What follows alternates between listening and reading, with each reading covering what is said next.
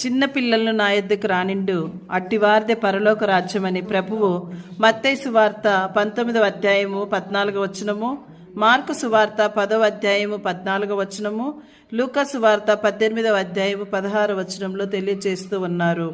ఇక్కడ యేసు పిల్లల్ని ఎందుకు ప్రేమించారంటే, ఆ కాలంలో పిల్లలు సమాజంలో పెద్దగా విలువ పొందలేదు. కానీ యేసు పిల్లలను దగ్గరకు పిలిచాడు, వారిని ఆలింగనం చేసుకున్నాడు, ఆశీర్వదించాడు. యేసు చూపులా కాదు, లోక బలవంతులను చూస్తూ ఉంది. యేసు నిర్మల హృదయాన్ని చూస్తారు. అడ్డుకోకండి. ప్రభువు ఈ మాట ఎవరితో అన్నారంటే, శిష్యులు అనుకున్నారు పిల్లలు యేసుని విసిగిస్తున్నారని. కానీ యేసు గట్టిగా అన్నారు, వారిని అడ్డుకోకండి. ఈరోజు కూడా మన యొక్క నిర్లక్ష్యం, చెడు ఉదాహరణ, ప్రేమ లేని మాటలు, ఇవన్నీ పిల్లలను యేసు నుంచి దూరం చేస్తాయి.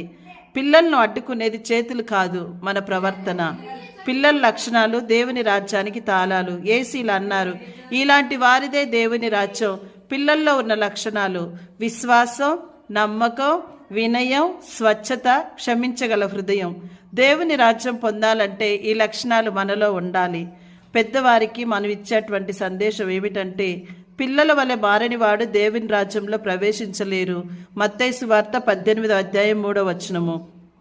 పెద్ద హృదయం కాదు, చిన్న పిల్లల లాంటి హృదయం కావాలి.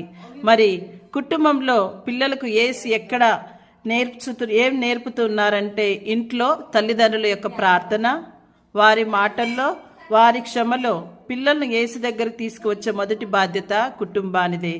ఈరోజు ప్రభు మనకిస్తున్నటువంటి ప్రశ్న, మరి పిల్లలతో మనం ఎలా ప్రవర్తిస్తూ ఉన్నామో, మన ప్రవర్తన పిల్లల్ని ఎలా అడ్డుకుంటూ ఉంది?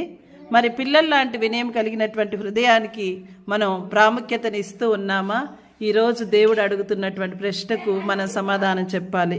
కాబట్టి మనం ఏ విధంగానైతే ప్రభు చిన్నపిల్లల్ని ప్రేమించారో అదే విధంగా చిన్నపిల్లల్ని ప్రేమిస్తూ స్వచ్ఛమైనటువంటి హృదయాలను మనకు కూడా దయచేయమని, మన యొక్క మాటల ద్వారా, మన యొక్క జీవనం ద్వారా పిల్లలను దేవుని వైపుకు మరల్చడానికి మనమంతా కూడా ప్రయత్నం చేద్దాము. దేవుడు చిన్నారి బిడ్డలందరినీ కూడా ఆశీర్వదించునుగాక. ఆమేన్.